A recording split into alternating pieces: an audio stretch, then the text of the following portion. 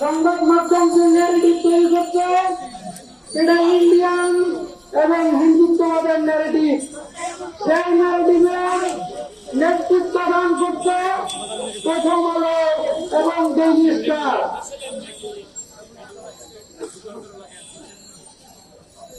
আপনারা সবাই জানেন এই রাষ্ট্রে কে সরকার হবে এবং সেই সরকার কিভাবে ফাংশন করবে সেটা ঠিক করে দেয় প্রথম আলো ডেইলি স্টার গণেরা। এবং এই বুদ্ধি পরামর্শ সরাসরি দিল্লি থেকে পরিচালিত। এই বাংলাদেশের এই 16 বছর ফ্যাসিস্ট সরকারের কায়েম দিল্লি স্টার এবং প্রথম কালের হাত দিয়ে হয়েছে। তারা কখনো সংবাদ মাধ্যম হিসাবে কাজ করে নাই, তারা কাজ করেছে দিল্লির তাবেদার কেশর হিসাবে। আপনারা দেখবেন চট্টগ্রামে স্কুলের হামলায় যে ভাই শহীদ হয়েছেন সেইটাকে তারা ডেইলি স্টার সেটাকে সংঘর্ষ হিসেবে চালানোর চেষ্টা করেছে, কিন্তু সেখানে কি কোনো সংঘর্ষ হয়েছে? এটা প্রকাশ্য হত্যা। সেখানে কোনো লাঠিপেটা হয়নি, ঢাল অস্ত্র দিয়ে কুপিয়ে হত্যা করা হয়েছে। আমরা এর তীব্র প্রতিবাদ করি এবং ডেইলি স্টার প্রথম আলো এই দেশের মুসলমানদের বিরুদ্ধে সবসময় দাঁড়িয়েছে।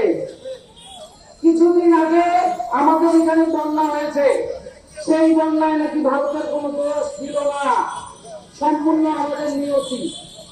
আপনারা দেখবেন প্রথম আলো ডেইলি স্টার এই দেশে যারা ফ্যাসিস্টের বিরোধিতা করেছিল তাদেরকে জঙ্গি বানিয়ে ফেলেছিল। কিভাবে তারা সেই জঙ্গি ট্যাগ দিত? লোকটার যদি দাড়ি থাকে, মাথায় টুপি পরে, সিগারেট না খায়, নেশা পানি পান না করে, তাহলে সে জঙ্গি। তার গার্লফ্রেন্ড নাই, তার মানে সে জঙ্গি। এখানে মুসলমানদের মূল্যবোধ এবং মুসলমানদের ধর্মকর্ম যেটা তারা করতে চায় তার বিরুদ্ধে সবসময় প্রথম আলো গণেরা দাঁড়িয়েছে।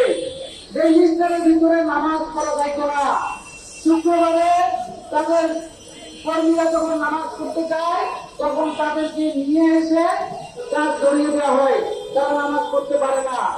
আপনারা দেখে থাকবেন এখানে কোন ধরনের যদি ফ্যাসিস্টের দোষর আওয়ামী লীগ কিংবা নিষিদ্ধ ছাত্র লীগের কোন কর্মী বা নেতা বা এই গোষ্ঠী কোন সংঘর্ষ বা হামলার সাথে জড়িত হয় তাদের নাম তারা সুকৌশলে এড়িয়ে যায়। কিন্তু এখানে যদি আপনার বিএনপি জামাত কিংবা সাধারণ ছাত্র জনতা কোন একটা কিছুর সাথে জড়িত হয়ে পড়ে বা জড়িত না থাকলেও অনেক ক্যালকুলেশন ভিড়ায় তাদেরকে জড়িত বানায় দেওয়া হয়। সংগ্রামী ভাই বোনেরা, আপনারা সবাই জানেন কয়েকদিন আগে আমরা প্রথম আলোর সামনে একটা বিক্ষোভ সমাবেশ করেছিলাম। খুবই শান্ত ভাবে আমরা সেই বিক্ষোভ করেছিলাম। আমরা প্রথম আলোর অপকর্ম, মিথ্যা প্রচার এবং প্রোপাগান্ডার বিরুদ্ধে আমরা সেখানে দাঁড়িয়েছি। আমরা সবাই মিলে একসাথে ছিলাম। আমরা চেয়েছি সেখানে বাংলাদেশের মানুষকে প্রথম আলো সম্পর্কে সচেতন করতে, এই মিথ্যা সম্পর্কে সচেতন করতে। কিন্তু প্রথম আলো এবং ডেইলি স্টার গণেরা পুলিশকে উস্কায় দিয়ে আমাদের উপর হামলা চালিয়েছে।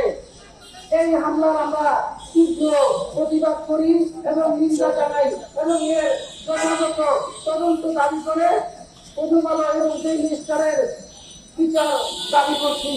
এবং সেখানে আমাদের অনেক ভাইরা আহত হয়েছে, তাদের সুচিকিৎসার ব্যবস্থা আগামী সরকার থেকে করা হবে। সেই সাথে সরকারের প্রতি আহ্বান, আপনারা সুস্থ বিচার এবং প্রথম আলো ডেইলি স্টারের বিরুদ্ধে যত অভিযোগ আছে তদন্ত সাপেক্ষে সেগুলো বিচার করে সুস্থ শাস্তির বিধান করবেন এবং কায়েম করবেন। ধন্যবাদ। আসসালামু আলাইকুম। ধন্যবাদ। এখন আমাদের সামনে বক্তব্য নিয়ে আসবেন